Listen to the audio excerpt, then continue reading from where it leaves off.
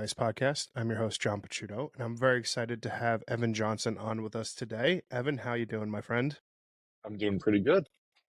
Thanks for having me. Yeah, no, I'm super excited to have you on the pod today. Can you give a quick introduction to the listeners to who you are? Yeah, sure. So, my name's Evan Johnson. I'm the owner and creative director of a small marketing agency named Stay Calm Industries. Um, I live on the East Coast. I'm married and have a dog, and I collect watches. That's basically it. So Evan and I met via the Grey NATO Slack, which we were Yep. both Patreons or how fans of. Outstanding members of. Yeah, right, exactly. So shout out to those guys. Mhm. Been such a treat to be part of that community for like the last Yep. year or so, and I'm excited to have that sort of morph into having you on here today. Yeah.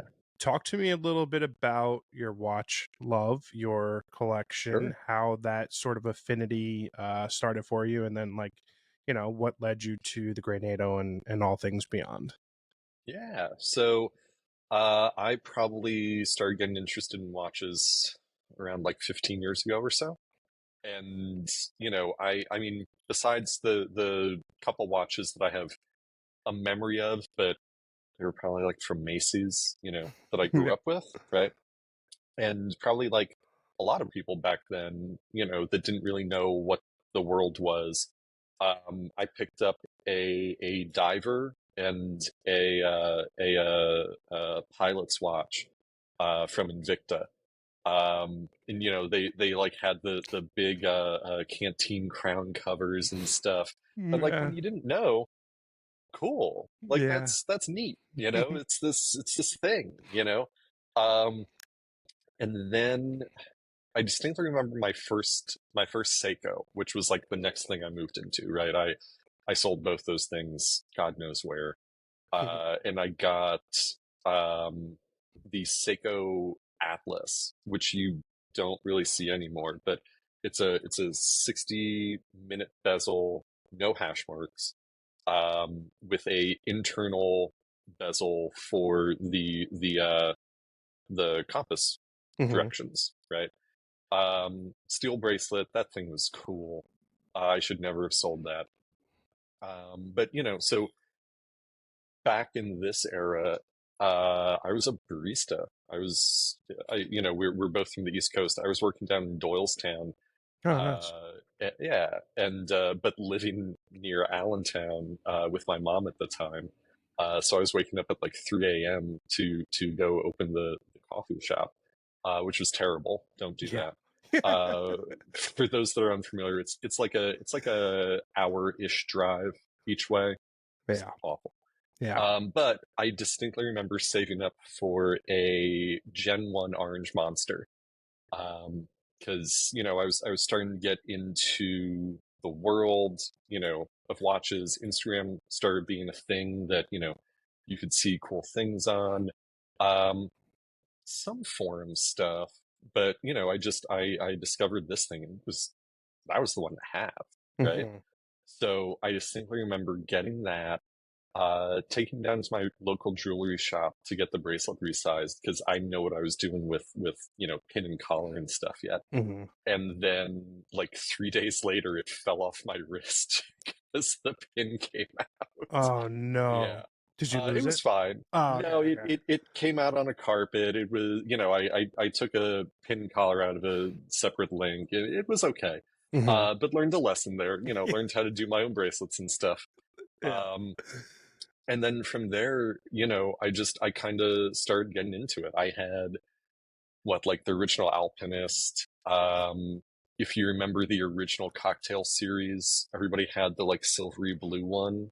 I Okay. had the gold one with the kind of like warped Roman numerals. Another one Nice. I should never have sold. It's always hindsight. Um, yeah, right. Well, at the time I was like, oh, I don't want something that's plated. I'm an idiot. Yeah. I So still, to be honest with you, I still feel that way. So, I'd like, sure. But then you look back and you're like, that was a cool watch, yeah, yeah, And yeah. now I have a search set up on like Watch Recon for it, Oh, right? yeah. As you do. Yeah. And it hasn't paid any dividends yet.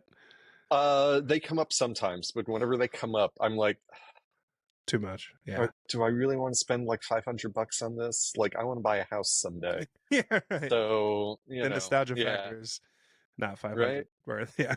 No, not yet, not yet. Yeah. So, to speed the story along from there, I left the barista job at this point, started my marketing agency. I'd gotten a Marine Master 300, Hmm. which was great. I loved that thing. It's the SBDX001. For 5 years in business, I bought the watch I'm wearing today, which is the 2017 Octavia reissue, if you can Oh, see I that. love that watch. I love this I watch. love This is that. such a cool watch. Is that the collaboration with Hodinkee? No, it's not the Orange Okay. Boy.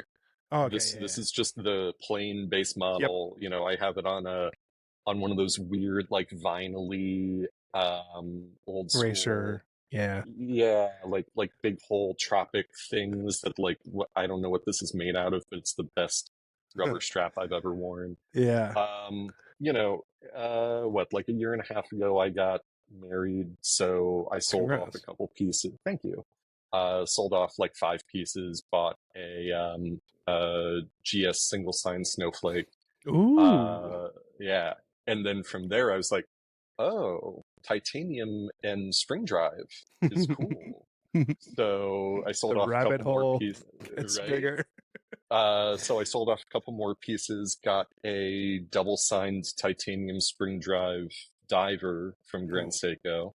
Seiko. Um, yeah, and I've had a couple weird things since then. I have a Sin 203 out at service right now that I will see between 14 to 18 weeks from now.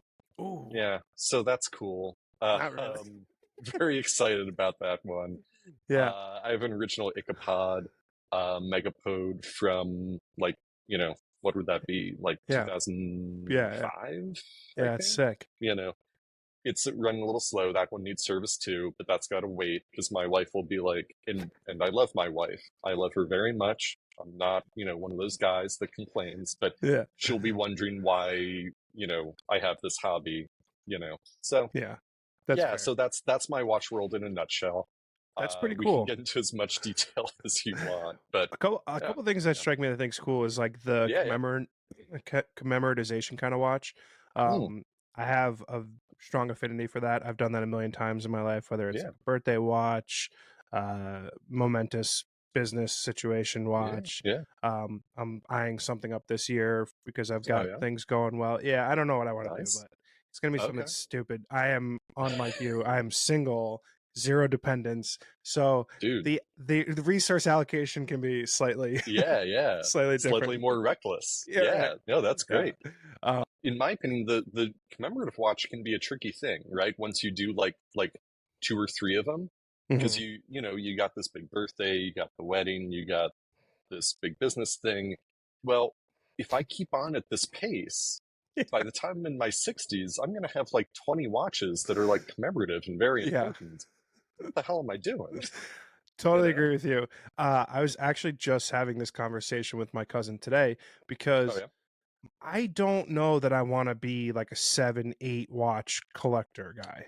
Right. And I am now Sure. going down that path.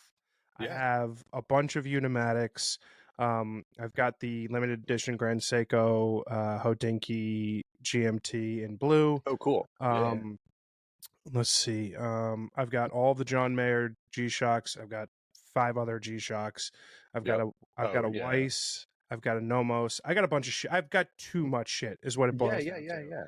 yeah. And I just, when you run out of space in your watch box, you're like, oh, I could just buy another watch box, and I could also be like, well, I could also stop buying watches. Right. I see these guys, and like I don't go on the Reddit watch forum anymore for one of these reasons. I see these guys that are like, I have one spot left. What should I get? Yeah, Dude, you don't have to. Just yeah. wait. You just, you know. I Um, find that with the Grenado Slack a lot. Wrist check is just like a problem for me. Like I try to only check it yeah. like once or twice a week because I'm like, ooh, Oh that well, should be on my list. but then you keep clicking back, and it's like plus 230 posts, I and you're know. like, well, what the fuck am I doing with my life Yeah, seriously. here? It's fucked me up because like so I decided I wanted to make something commemorative for this year. Cool. And what that will be is I don't know. But like the thought process between like a new Rolex or something doesn't really speak to me. So I'm leaning vintage in Hmm. my current thought process right now. That will change in the next 3 to 5 hours, I'm sure, Yeah, of course. as these things do. Yeah, yeah. Once you But have I dinner, like you know, yeah, I yeah, like the idea of vintage, and then the modern marketplace I think is just thrown everything sort of back at your face of what you can't have even if you have the resources, which frustrates the yeah. fuck out of me. So it's like a And weird, yeah, it's a weird thing where I I'm don't not really care, sure. Yeah, like, oh, you make it difficult for me to buy it. All right, it's just yeah, fine. yeah, That's your prerogative, but yeah, it I'm drives me not crazy. interested anymore. Yeah, So I'm the yep, same way. Like the idea of having to go to a secondary marketplace to buy something that I know is made in the tens of thousands, if not, 6-figure numbers of yep, quantities, that just irks me. Like yeah. let's not I'm pretend there like with this you. is a scarce good. Right. Well, and listen, I don't think I've ever bought a watch at an AD. It was either, from some like sketchy dude on Instagram, or like Chrono 24, or, buying and selling on the TGN Slack. Like, I got my Ichabod from some dude that usually sells sneakers in Hong Kong. That's cool. Yeah. It took like 3 weeks to get to me because he didn't know how to fill out the import paperwork, right? Yeah, And he was like, "Yeah, it was my uncle's." yeah, Cool, man. that is But cool. and it, not the most trustworthy thing, but I got it Yeah, for a deal, and great, right? that's If it cool. was, yeah, if it was something I knew was being produced and I could theoretically go down to my tutor AD and get it, and they're just like, Yeah, "You're not the one." yeah. All right, that's less attractive. So I totally agree. It's the conundrum because there's so many things that I like that I would probably enjoy owning that I will Yeah, basically on principle never buy because it's right. just I'm spiteful, I guess, to a brand that Well, doesn't know that I exist. Like it's like and we know who we're talking about, right? We're yeah, talking about Rolex, and I don't think Rolexes are bad watches no, or not worth it, right? And I also don't want to be the guy, the Grand Seiko guy that pushes his glasses up on his nose and says, "Well, actually," yeah, but you know, those are awesome watches for comparatively not a crazy amount of money, hmm, and I can get them, yeah, so cool. yeah. It's one of those things where I think the Instagramification of the hobby Yep. and the showmanship of it all has almost sort of decreased just slightly my love for it and then my desire to go out and get cool things that are small batch independent. Like like I said, I own a Nomos. It's one Yeah. of 175 that they produced. Nice. I own a watch from Weiss Watch Company. They're based out of Hmm. Nashville. I don't know if you know Cameron. Uh, Yeah. Mine's one of 25, which is really fucking Nice. cool. It's Yeah. him and his wife run a company. Like they're making watches themselves. Like that's fucking cool to me. Yeah. And I would rather be supportive of a brand like that than one that makes it feel like I'm not acceptable or I'm not allowed to be part of the club. Right.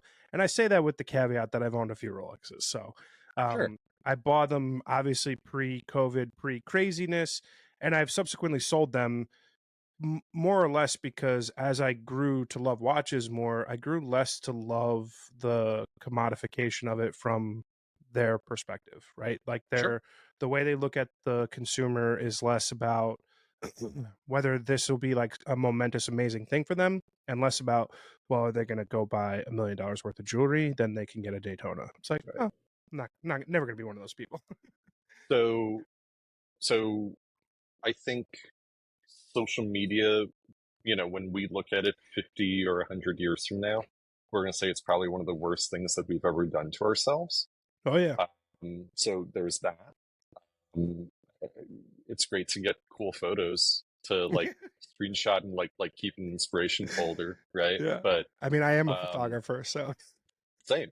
Same. So it's like, And I okay, cool. but at the same time I never really got the sense of community and connection that people talk about, especially in our hobby, Hmm. about other people on social media. And that's Hmm. fine. I'm Yeah.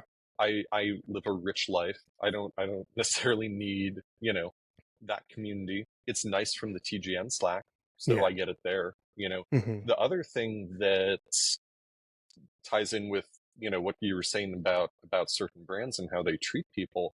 I just finished reading Enzo Ferrari's biography.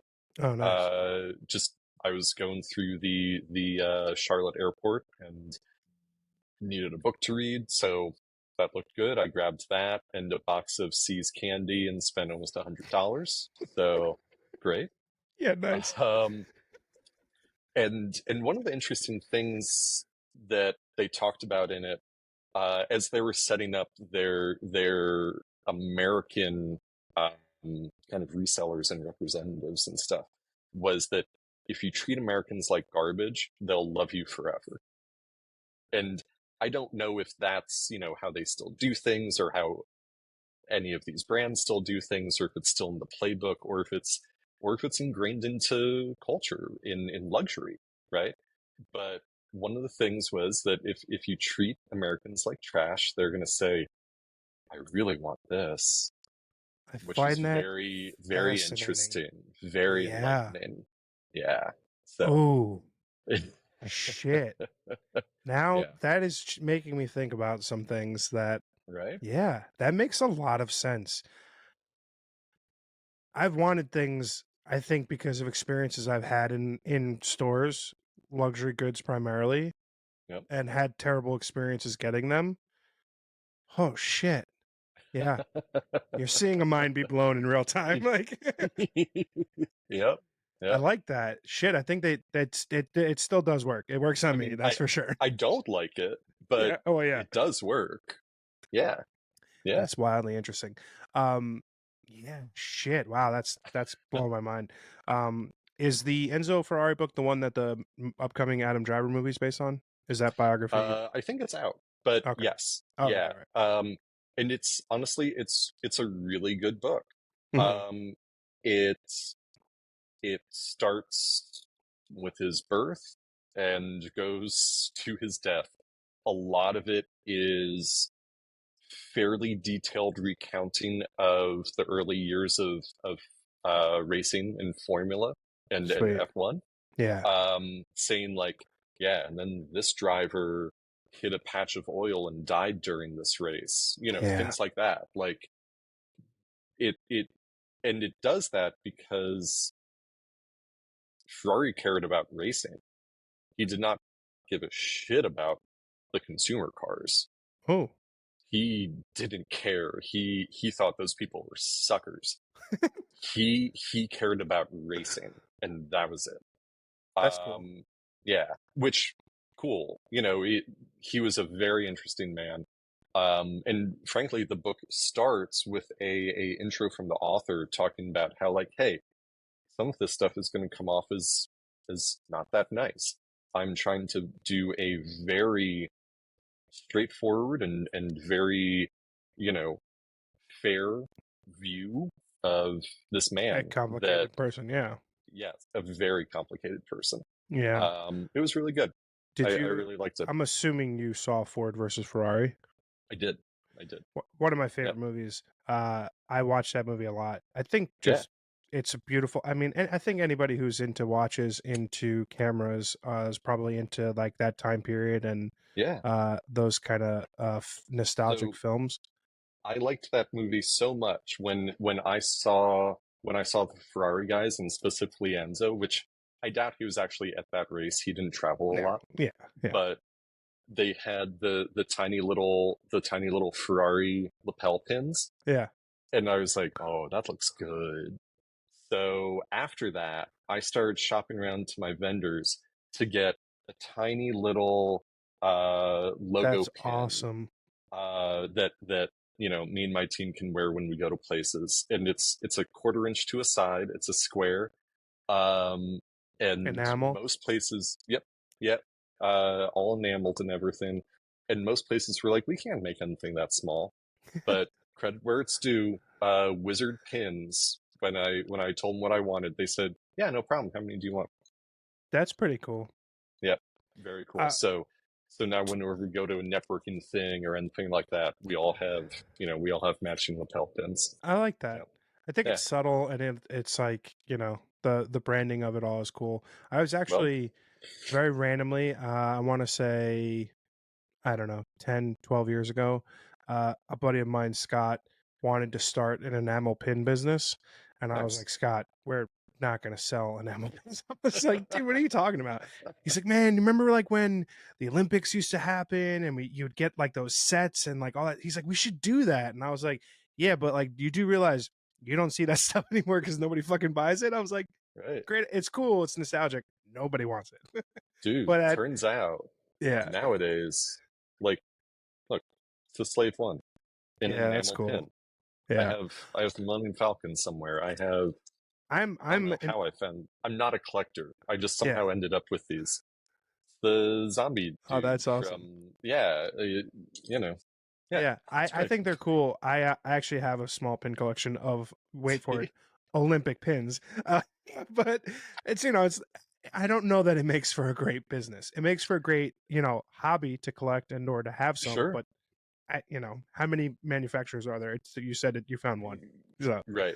Well, I imagine it's so I deal with a lot of vendors in my day job. I imagine it's very similar to any print shop that if you have the machinery, as long as it's moving, mm, you're making money, right? yeah. If it's just sitting idle overnight, that's wasted opportunity, man.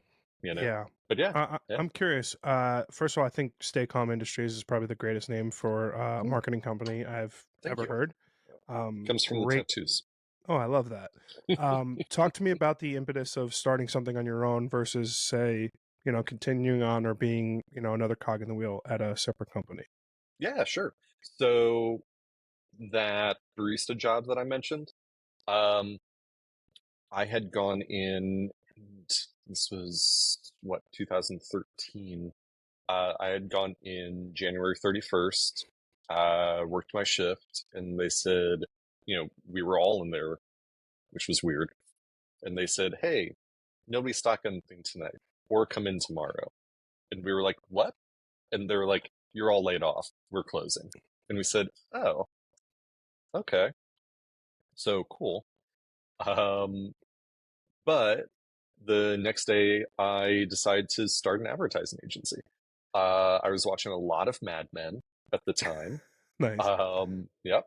And I had always paid attention to that stuff, right? When I worked at Best Buy or Blick Art Supply or AutoZone or whatever, before um, after the little bit of college I did, I always paid attention to like, well, what are these people doing?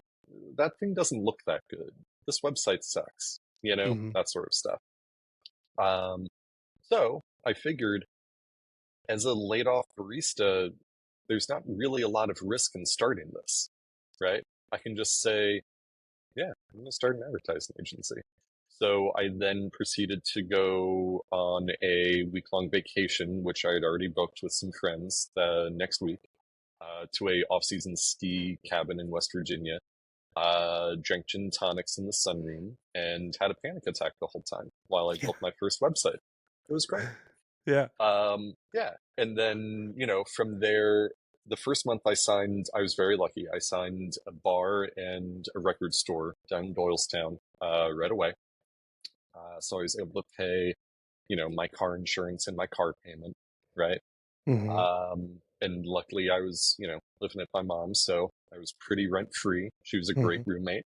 Uh, um, and I just kind of started growing it from there, and I didn't know anything. So when this bar said that they needed a new website and they asked me if I could do that, I said, yeah, I can do that. Yeah. I think it cost them like $600, but I was a kid. I was 23. I felt like a kid, right? 25? I don't know, man. I Close, was old close enough. enough. Yeah. Yeah, whatever. Um, and I said, yeah, I can do that. And then I went home and learned how to do that, you know? Um, Now I have a couple employees. They're over there. I rent an office. I deal with everything from Icelandic frozen fish to German medical device to wedding venues and clothing retail and luxury grill manufacturers. Like, yeah. And we do everything from branding to websites to, social media management and paid ad gen. Not to make this saley, but we're full service, and I figured it out because I wanted to do it. So I taught myself, um, and I did it because I wanted to be. We didn't niche down because I wanted to be doing something different every day. I Mm, didn't want to get bored.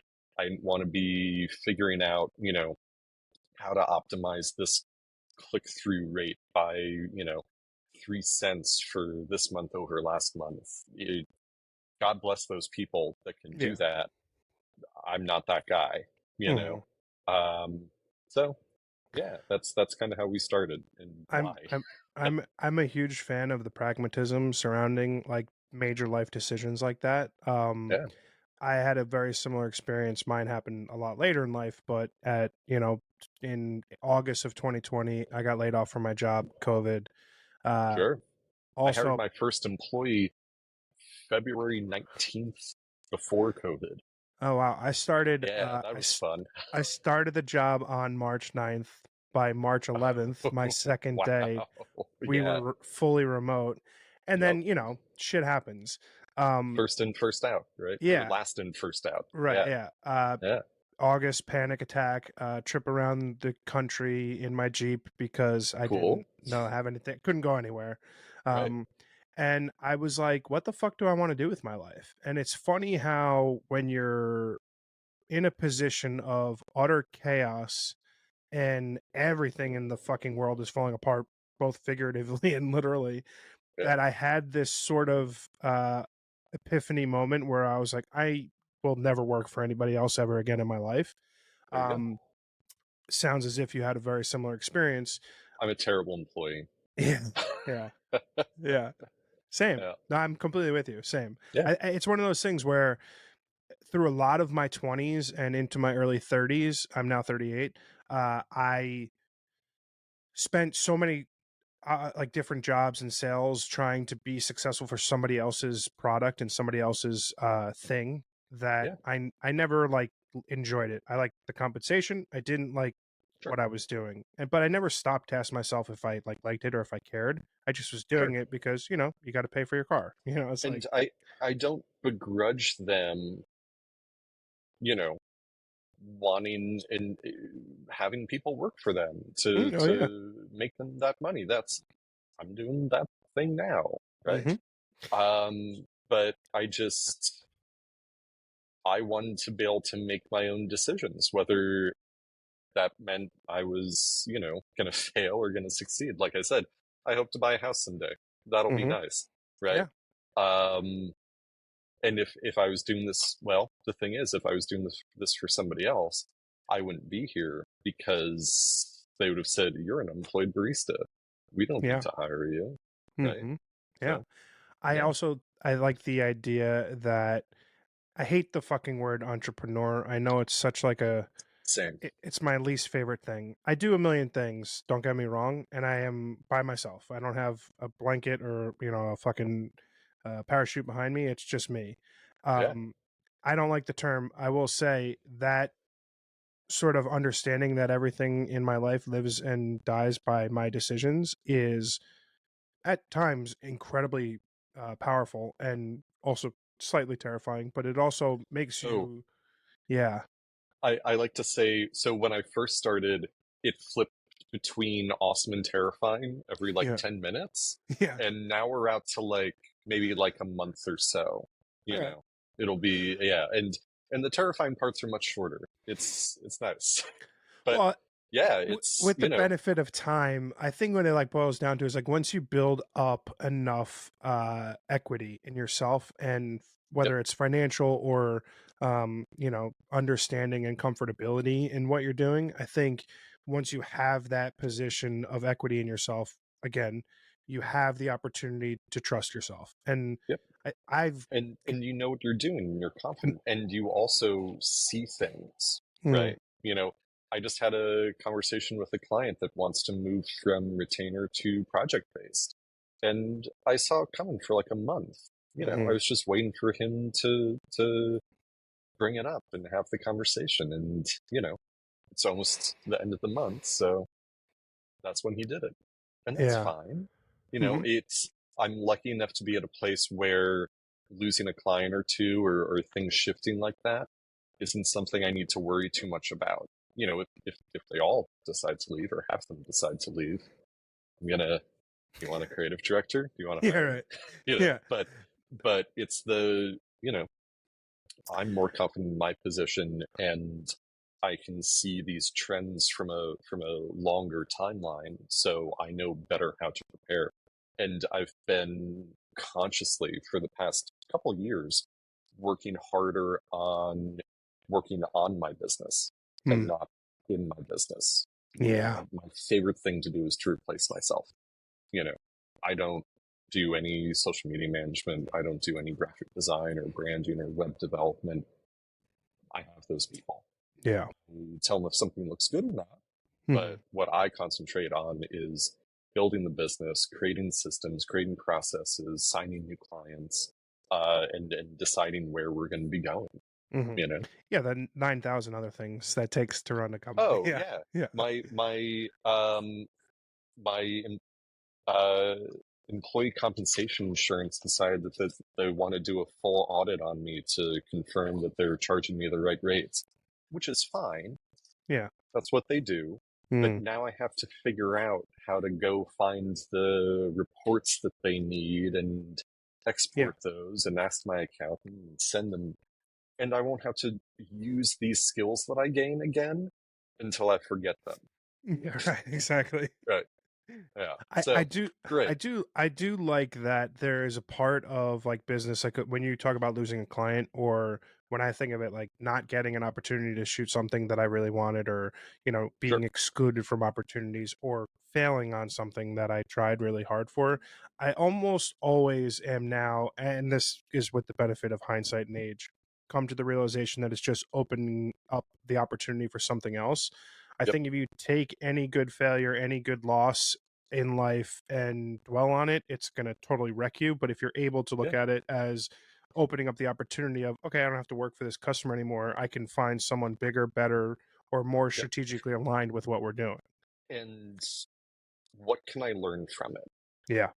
Because it's not all them, it's not all me, but it's a relationship, right? Mhm. What can I learn from it? What can I do better next time? How can we optimize this process? How can we get better at this so that when the next opportunity comes along, or this opportunity that just got opened up because now we have this space, how can we do this better and make sure that this one doesn't go anywhere?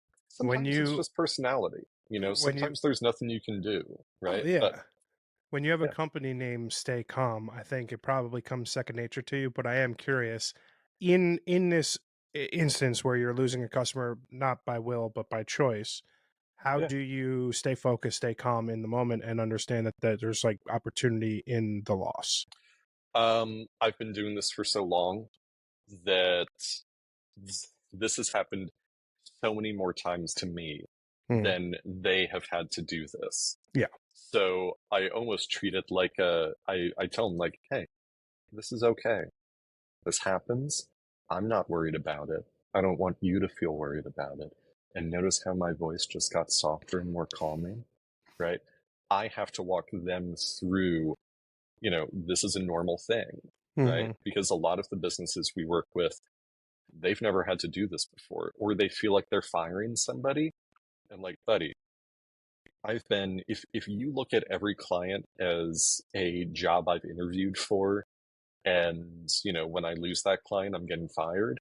I've been hired and fired more times than a lot of people, yeah, right? yeah, And it doesn't hurt anymore. It's not personal, Yeah, it's maybe it business. is, but I'm not going to say it is, right? Yeah.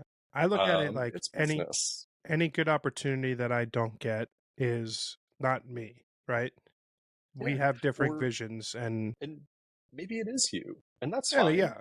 Yeah. because maybe, so I kind of have two kind of major internal rules, right? That all of this is dating, and you need to communicate or break up, Mm. right? So all of it's dating. All of it is, do I mesh with this person? Do I jive with them? Do we, communicate well? Do we work on the same wavelength? Do they make time for our relationship? Right? Because if they give me, so we do status calls every Tuesday with every single one of our clients, 15 minutes, back to back phone calls. I'm, on the phone from 9:15 till 12 every day, every Tuesday. Um, if that's the only time that I talk to them every week, and I constantly ask them to set a time for like a strategy meeting or, a creative discussion around this upcoming ad campaign, and they never do, that says something, right? If the girl you're trying to see always, she texts you, but she never wants to hang out, is that a good relationship? No. No, it's not. No. And then if you are in a good relationship, right? If you do jive, if you do have time for each other and you take each other seriously, right? Then you need to communicate. And this is a rule my wife and I've had since, we started dating, like 10 years ago. So almost the same amount of time as I've had my agency. Um, Communicate or break up. If something's wrong, if you don't want to talk about it, if you don't want to, I don't, I can't, know that. I can't read minds. And same thing with me, right? If I'm upset about something, I need to talk to you about it. Or if something's going great, cool, man, tell me, Same Yeah. thing goes for clients. If they're unhappy with something and they don't say anything, Yeah. You're not a mind what am I reader. Yeah. supposed to do, right? Yeah. So, yeah. I'm curious because it seems like that mentality permeates across aspects of your life, whether it's your collection, break up with something, right? You've Yeah. been in and out of a lot of watches, business Mhm. wise. Um, was there a moment that you can look back on in your 20s and your whenever that mentality became like form for your process, whether it's business wise or watch wise? But I'm curious because it's a very pragmatic approach towards uh, everything, right? So I'm if you can recall a moment where this sort of mentality of communicator breakup came and kind of sat with you. So, okay. So you're asking if there was a kind of definitive moment of where this pragmatism came from.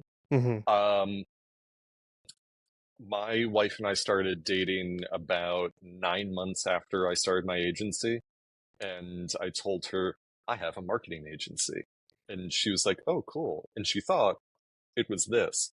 It wasn't. I still lived with my mom, who, when she asked me if I had roommates, I said, "Yep." Her Yeah. name's my mom. She's really Yeah. great. You know, Yeah. uh, we have been through a lot together. Um, our wedding song for our, like, private last dance, when everybody else had left, was "When They Fight" by the Generationals. Which, if you've never heard, it's a very fun song. It's very, kind of 1960s-y. Um, and I learned this with her. You know, I learned this with, well, I love this person. If I want to stick with her, I've learned how to communicate better. I have to tell her what I'm thinking and feeling. And she learned the same thing, right? Mm-hmm. So it's been a process. And when you look at all of these as relationships, right? Because that's really what they are. I was just talking to the director of communications for the city I live in at lunch today, And they were saying, well, we're designing this thing, it's for businesses, but we still want to make it appealing to people. I said, well, yeah, because even if it's B2B, there it's still people in that business. It's not just this like weird entity, right? Everything's relationships. Everything's, figuring out how to talk to another person, communicate, make a connection, and whether that connection ends up in you getting married or them buying a $7,000 grill, cool. It's still a relationship, So it was just the experience of dating my wife that made me realize all of this, and then I guess I was smart enough to take this and put it into the business world also. I So really love that. yeah, I think thanks. I've benefited a lot as I've gotten older with realizing that the relationships that you maintain and foster in your life will inevitably serve macro amounts of dividends later on. They're what it's Um, about. yeah, and it took a long time, honestly, to get here. I hated people for like I fucking Oh you know yeah, yeah. you go on the internet on a daily basis. There's a lot of people I'd like to tell to Oh, it's fuck off. So awful. you I know, got I got stay calm tattooed on my wrists yeah, so that I could tell myself to stay calm. yeah. Yeah, it's people still aren't always my favorite thing in the Yeah. world, No, I meant more along the lines of like there is such beauty in getting to a point where like I understand that like so much of my 20s was consumed with about being successful and winning at everyone Yeah, else's detriment. And sure. now I think as you get older, you realize the more you're able to rely on other people and then also like put other people on to amazing opportunities and things in life, Yep. that's so much more rewarding than any individual success I'll ever have. And Yeah, especially in a creative field, like for me, if I get someone a job to do something, even if I'm capable of doing it, but I know it's right for them and maybe not perfect for me, that yeah. fucking hits so much It better feels than anything. good. Yeah, Yeah. yeah. If Which so, I didn't feel that way for a while. I've approached my market that way in the Lehigh Valley, right? Allentown, Bethlehem, Easton. You know, if I'm constantly looking for people that like somebody approaches us for a website or a photo shoot and their budget isn't where we need it to be, that I can push stuff down to them Hmm. because they're new, they're getting into it. Um, and then we also make the same relationships with the people above us, right? These agencies that have been around for 50 years, and they represent like Mack Truck and Just Born Candy, who, if you don't know, are the manufacturers of Peeps. Things like that, right? Hmm. And we try and pass around business. Um, when the people that I try and build the good relationship with try and, you know, get business out from under me that I'm already pitching, that changes things. You Yeah, know, we're for we're sure. gonna have a different relationship now. Yeah. Well, yeah, But yeah. but the valley's so big that I don't really have to worry about it. Hmm. There's enough here that everybody can be successful. If you think there's not, you need to go for a drive and ski beyond these walls and get out there a little bit and remind yourself that the world's more than this section, right? Yeah. It's a But yeah, that's a them problem for sure. definitely. Yep. Yeah. As you grow, I mean, we're in the beginning times of a year, well, the end of January. Yeah. I've always found January to be either the best or worst month of the year for one reason or another. I've Yeah. had equal greatness, equal terribleness this month. It's been like the never-ending month for some reason. I don't know if you can Oh, relate to that. but we Uh, also moved very quickly. yeah. Yeah, it's been like this week has been forever. We're recording this on a Wednesday. Um, it's been a long week. It's been a long month. Also, somehow it's the 31st already. Yeah, Uh, right. Yeah. yeah. So yeah, There's a Ron Pope song that goes, "The years move fast, but the days move slow," and I they think do. that that mention is just like perfect because every single day feels like it's never ending, and then all of a sudden you're like, Jesus Christ, it's February. We're Oh my 1/12 of the year God. done. Yep. I'm curious if when you look at the rest of the year, like not even business wise, just life wise, Yeah. and you look at like the next opportunity that you have coming across, like what are some of your hopes and desires for what 2024 has for you? Um, I am. I've been doing a lot of research lately in new markets. Uh, been looking at, doing expansion. I'm currently putting together a deck to do some fundraising to, like I said, we're primarily in the Lehigh Valley right now. We have some stuff, outside of it. I'm going to be fundraising to expand into like Berks, Bucks, Montgomery counties. Mm-hmm. If you're familiar with the area, there's I am. tons of opportunity. There's Yeah. tons of business there. So there's that. That's kind of the main thing we're looking at. As part of that, we will be bringing on another account manager to handle, that business and getting that business. Um, I'm very excited about hiring a administrator, project manager, executive assistant combo. You know, I spend a lot of time like negotiating for meeting times and sending out calendar invites and packaging up files and very important stuff. Don't get me wrong, but Mm-hmm. things that I don't need to be doing. Mm-hmm. So we're excited for those. The main thing I've been doing this month, besides current work and pitching new work, is really kind of reworking our SOWs to make them more in line with what we're actually doing. You know, Mm-hmm. last year we started actually tracking time. Uh, don't tell any of my clients. It's not really for them; it's for us. So we have the internal analytics of, well, we know we made money on this project, but what was our actual effective hourly rate on it? Yeah. How long did it actually take? What were we actually doing there? When we combine all the pieces, right? So we're going through and realizing that, like, hey, we need to be upping our minimums to about 4x what they were. That Mm. means we're going to make, I mean, listen, we're doing fine. That's going to mean we're making more money. We're also signing less clients, right? Until the tail of our clients that are aware of us and potentials catches up with our new billing era, right? Mm-hmm. Which is fine. Our average client life is around 5 or 6 years, so we're very happy with that. Yeah. Yeah. So lots of internal work, lots of figuring out what you know we're doing now to prepare for the next 5, 10, 20 years. Really, my goal is to. I'm very excited to retire. I can't wait. And the goal is that I can own this and it can run and be successful and stand on its own two legs, while I wake up at 9, drink some coffee, read, take my dog for a walk. Yeah, Mm-hmm. yeah. Enjoy the So life. exactly, right. Yeah. And then pull up once a year to an owners meeting, get my draw check. Yeah, Yeah, that sounds nice yeah, right. for Yeah, sure. someday. Yeah.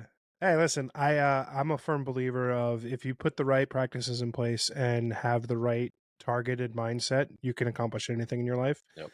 I blow myself away on a daily basis the shit I'm getting to do that truthfully Right. 3 years ago wasn't even like within my verbiage. Like Oh yeah.